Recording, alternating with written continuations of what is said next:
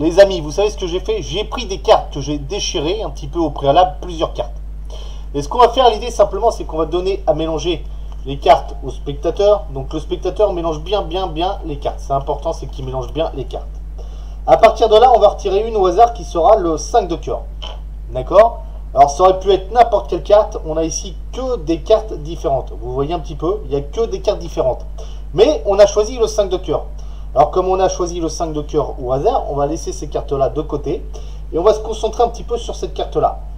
Bon. Alors ce qu'il faut que je vous dise aussi, c'est que dans les mains ici, j'ai 4 jokers. 4 jokers tout à fait normaux. Mais en fait, ils ne sont pas si normaux que ça, parce que si je retourne un joker comme ceci, je vais aller simplement le mettre quelque part dans le jeu. D'accord? Et ce joker, en fait, est capable de faire de la magie. Regarde. Simplement, si on fait juste ça sur le morceau de carte, instantanément, le joker se transforme en carte choisie. Parce qu'on peut regarder, bien entendu, que la carte coïncide parfaitement.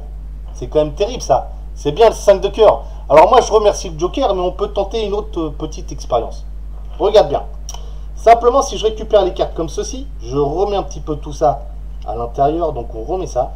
Et le joker est vraiment magique, parce que si on refrotte un petit peu les cartes tout doucement, si tu crois en la magie, je vais te remontrer les choses, c'est que simplement, maintenant, on se retrouve avec une carte qui est complètement restaurée, et c'est exactement le 5 de cœur, la carte choisie par le spectateur.